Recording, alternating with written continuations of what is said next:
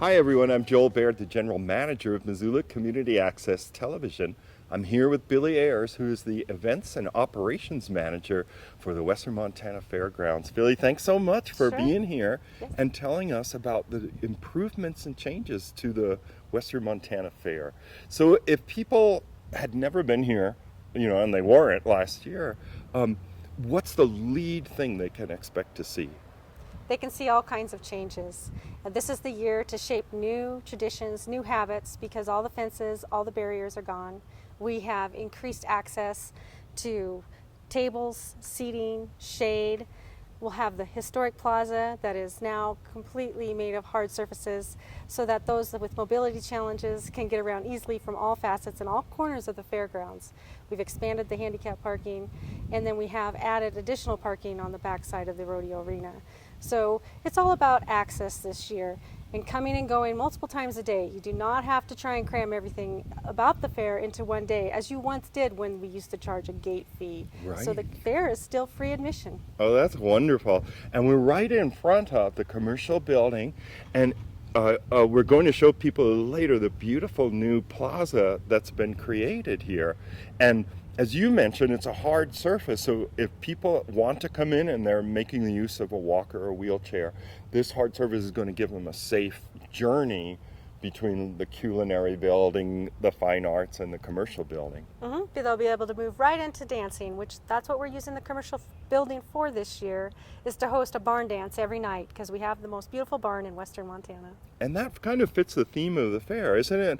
I think when we talked earlier, you were saying the theme is sort of about bringing the community together. We're calling it the Hoedown in Midtown, based on the fact that we think that this is a year to really reconnect, deepen our connections, remember that for all the things we disagree about, we actually agree on a lot more than that.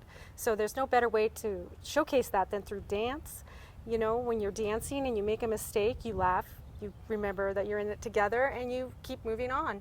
So we're hosting a barn dance in the historic commercial building every night right after the rodeo. That's incredible. And I think you mentioned to me that the first day of the fair is going to be kind of special, right? Yes, we're working with all nations. The first day of the fair is going to be called First Nations Family Day. We start with our flag ceremony in the morning. We move into the commercial building and we have dance demonstrations at the top of every hour. And then we encourage folks to go explore the barns and the livestock area at the bottom of the hour, but always come back to the new historic plaza at the center at the top of the hour to see the next entertainment or dance demonstration. And then that evening, we will have the Extreme Bowls, and 20% of the proceeds will be donated to MMIW, the Murdered and Missing Indigenous Women's Program, because human trafficking isn't just a Native American problem, it's everyone's problem. Each night of the fair is dedicated to some sort of education about something that is Missoula-based, either issues or connecting with our nonprofits. One of the things we're inviting nonprofits to do, who are quite often understaffed. They can't Right. staff a table 5 days of the fair. So we're inviting a number of nonprofits to come share their story for one day at the fair, have a make and take activity for the youth or even the public, and then they can pack up and go home after that day. And so every day of the fair is different, from the rodeo performances to what we're doing on the grounds of the fair. Everything will be different every day. That's really special because I know, Billie, you and I had talked about the days when MCAT came to the fair at the turn of the century, and we were looking at that 77 hours the fair was open, and having a table the entire time in the commercial building was really ambitious. So we're recording this on June 25th or so. It's a Friday. If nonprofits still want to participate in that program you just described, is there still time for them to do? Yes, if they could just get a hold of us before the 4th of July, we can still work in those programs because we have nonprofits who have already committed, but they're not staying all 4 days, so we can backfill those holes if folks are still interested. Great. So one of the big fences that we're taking down this year is the fence around the beer garden. So we will allow alcohol beverages to be enjoyed anywhere within the plaza. We will just not have them in the livestock barns or the carnival lot. And we'll have a full bar here at the fair. We'll have 3 full bars actually that will offer beer, wine, and canned cocktails so that we still work within our goal of reaching zero waste by the year 2050. Well, now we're in the new historic plaza, and Billy, this seems like a great place for people to congregate and just find a nice seat. Yeah, sure. One of the things that we've done with the renovation of the fairgrounds is this is an example of a seating wall. You'll find these throughout the fairgrounds now. We also have redesigned all the barriers so that they are actually, instead of just holding out cars, they're a place where you can sit down and take a rest. Nice. Yeah, we're very excited about that, and because that's the number one thing we've always heard about the Western Montana Fair is that they need more places to sit and get out of the sun, and we'll have plenty of those this year. Great. And these flagpoles surround this historic plaza, and you mentioned that the aqua flags here are going to be replaced soon. Yes, we'll be replacing those with the 8 tribal flags. We'll have a flag ceremony on the first day of the fair, 11 a.m. It'll be the kickoff event of the 2020 fair. Great. And we're just adjacent to the carnival area. Do you want to tell people what to expect from the rides and the food vendors here? Sure. So the new thing about the carnival lot this year is there's no fence around it. So when people come in, historically, they had to walk almost a city block from South Avenue up to the fair office, maybe even pay a gate fee, and those days are gone. So now when they come into the fairgrounds, they can actually come straight through the newly renovated Home Arts building. As soon as they're off the bus stop there at South Avenue, they're already in the carnival grounds. So we are relaying out the carnival lot so that it doesn't have any real back of house. You'll be able to see the deeper connection that we're able to make from the campus of the carnival lot to the campus of the rodeo arena and what happens in between, so that you can see what's going on and when it's going on with real easy access. Great. And the rides will be similar to what people remembered from the past? The rides will be similar. There will be a fewer rides. They are having some labor shortages, as we have seen across the country. Right. But so we've supplemented that by bringing in a lot more amusements. So we've been working with our nonprofits here in Missoula to provide make and take activities. We have brought in a free train ride, so when you come in from South Avenue, you can actually hop a train and catch a ride, have a tour of the new renovations, explore the new butterfly house area that is about to be constructed. The ground has already broken on that. Right. And then we have a rock climbing wall, we have mining for gemstones and fossils, we have knocker balls on water, we have a lot of fun things. A lot of our sponsors are putting on booths, such as Cabela's, where they'll have a target range for us, for people to try their hand at the different archery. So Billy, we're in this new, beautiful, remodeled commercial building. So what's going to go on during the fair in this building? Well, this is the center of the fair. This is where you're going to see everything about urban and rural mixing together at Malfunction Junction here, which is the county fairgrounds. Great. So we will have dance demonstrations at the top of every hour. Then we'll have little breaks. We'll have comedic acts, and then we will have more dance demonstrations.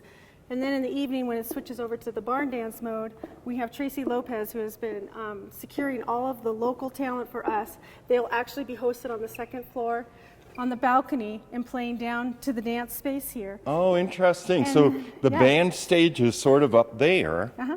Yes. And the acoustics in here are pretty nice. Yes, it's gonna be loud. And Right. we have cocktail tables set across the sides. We have speakers out both ends, so people can be dancing in the street or dancing in the historic plaza. Oh, with easy nice. access to the different bars that we are setting up now, Right. that we don't have to worry about fences anymore. Is the music thematic? Like, is it going to be like a folk style or? It's a different mix every night. So we're starting out on Wednesday night with beginnings of Native American artists, and then we're switching into more of a New Orleans kind of Mardi Gras. And then we're Right. going into Thursday in honor of Chicks and Chaps, who are presenting at the rodeo. Right. We'll have a showdown as a country band, and then we're doing rock on Friday, and then on Saturday we're actually doing more of a funk. Whoa. So the fair is all about being relevant and showing about what's the best in the community at this time. Yeah. And that's why we brought in Tracy Lopez. She had the connections to bring those local bands and get them here so that we can show how the fairgrounds is actually a festival campus, and we need to be using it more in that way. So that's what Yes. the goal of the Hoedown in Midtown is all about. Right, because a number of people have come to understand a lot of improvements at the fairgrounds are actually geared towards its use year-round, not Yes. just the 10 days of the fair, Right. but through all seasons, and that it will sort of generate itself as a year-round attraction and park. Yes, yes. One of the things that COVID exposed when we looked at some of the other communities around us is that even without holding a festival that they typically would hold, the economic loss that they experienced by not even booking a band or having a single act. This is not monetary loss from COVID. It's just the act of not doing anything. Right. We now know that we, as Western Montana and Missoula, we could be doing a lot more with this space to contribute to the economy than just hosting the fair one time a year. So we are looking at exploring all those things at this time. Yeah. And this building is terrific. The floors have been redone. There's an elevator that leads up to the second floor balcony. And the bands being up there, it's going to give everyone a pretty good view, too. Yeah, and our commercial vendors will actually be on the second floor. And then on Sunday, we've invited the 4-H Drama Club to put on the Hoedown Showdown. They're doing one-person, two-person acts to close out the fair on Sunday. Oh, that's going to be so great. Because they couldn't do their drama festival as planned with COVID. So Right. they're very excited to have this big space and to show off their talents. And the kids themselves are organizing this. Oh, that's wonderful. I mean, a lot of people, when they think of 4-H, they think of its agricultural mission, but it also has a long history of home arts and home entertainment, you know, going back to the times when people may have just had a radio to keep them occupied. A lot of people made fun by working together, you know, playing the piano, singing songs, and doing a little drama. So Yeah. that sounds really great. Yeah, and actually they have a full communications program as well, public relations, communications, graphic design in 4-H. So they're constantly assessing themselves and deciding, you know, how are we building our leaders for the future. And, you know, you can't always just create the space. You actually have to just give them the space for them to become the leaders themselves. And 4-H does an excellent job of that. Well, we're here at the Seroptimus outdoor bingo location. Right now, it feels kind of comfortable and shady, right? Right. This is one of our new pieces that expands our campus and how we can use it. So we now have this outdoor pavilion with power that the Seroptimus is going to use. And then the American Legion, they are going to have the old Parimutuel Building 9, and they'll have air-conditioned bingo. So that's Right. kind of how we're telling people. And it is a really wonderful structure, you know, that it seems like to be in keeping with a kind of barn, rough-hewn, large timber look. And then the inside of it has beautiful symmetry and timbers as well. And these nonprofits are going to benefit, right, from the bingo proceeds. Right. For every sponsorship dollar that's contributed towards the Western Montana Fair, more than $4, actually almost $5, is redistributed back into Missoula through the nonprofits and service groups that run and operate the county fair, because this is their primary fundraiser for the year. So last year was really hard for them. This is their year to make a comeback. We have the new concessions buildings, and we have these new spaces, and we are excited to host them again and have them have a record-breaking year, hopefully. Great. And the new concession buildings are really beautiful, too. I mean, it makes for a wonderful plaza. And then after people get their food, there's so many great shaded, quiet places around the fairgrounds now. I mean, that the landscape and the lawns look so refreshed and new.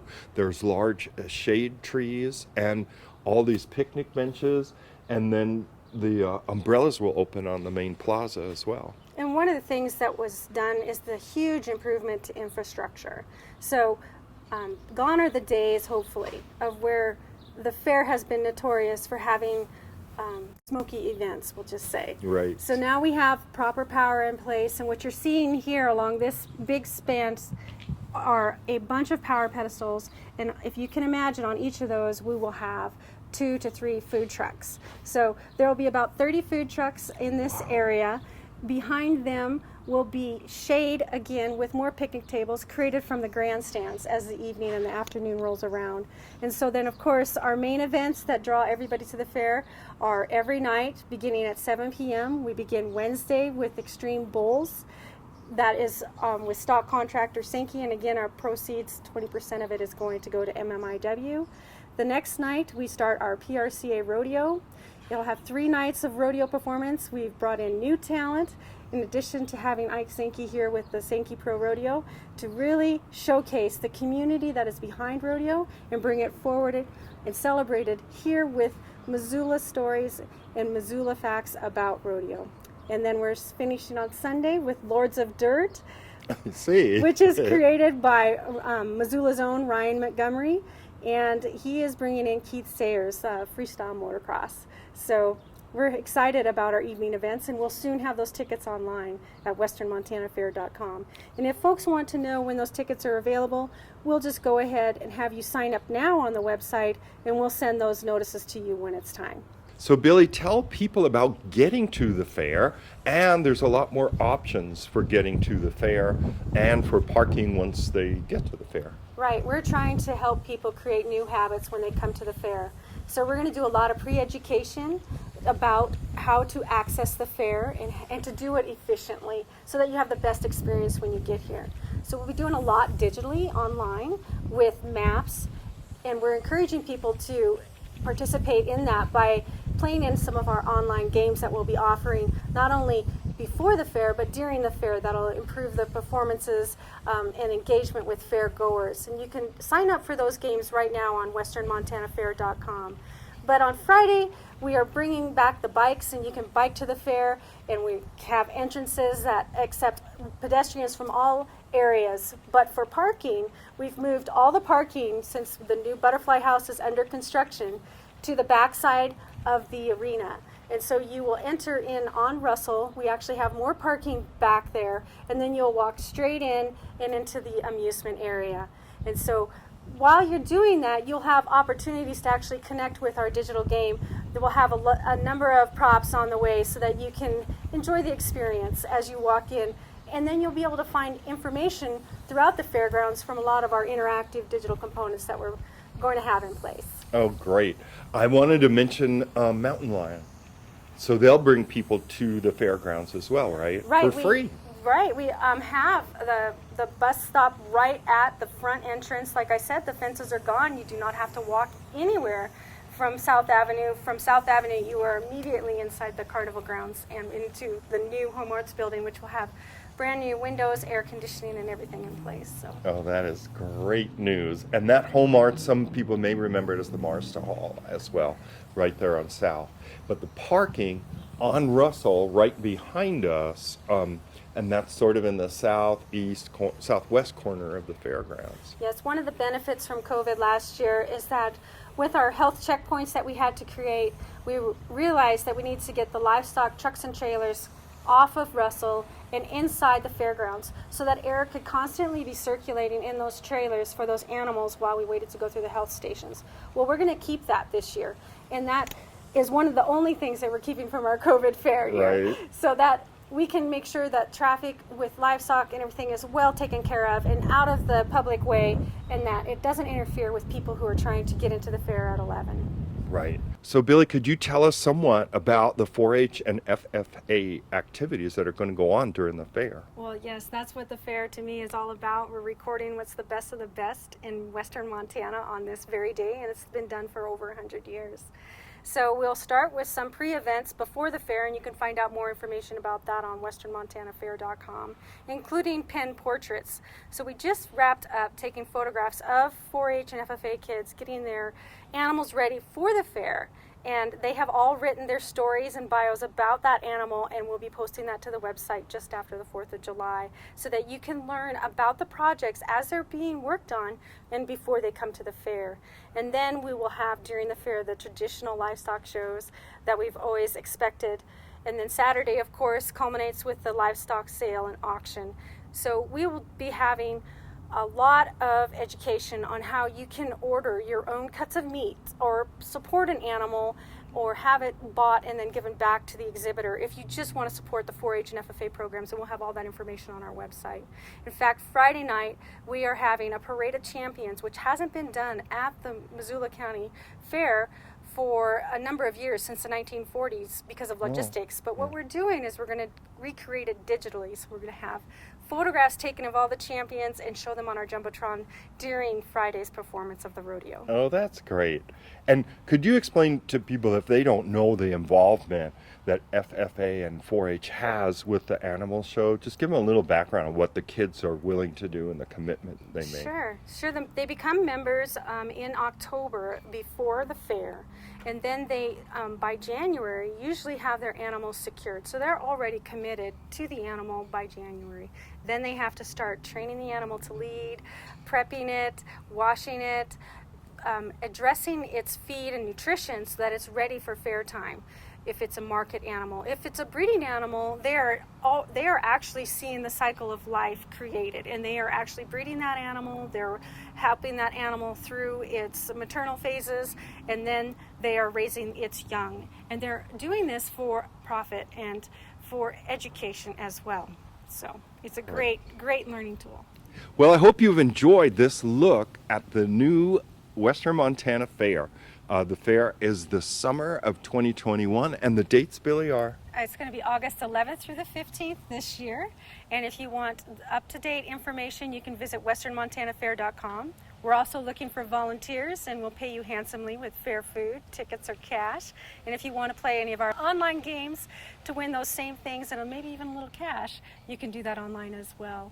And we're really happy to be hosting the Western Montana Fair and bringing together such a large, diverse group of people. This is one of the things that the county fair is known for and that we so need in today's society. Billie, thank you so much for taking the time to show us around today. And thank you for watching this segment about the Western Montana Fair. For MCAT, I'm Joel Baird. We'll see you next time.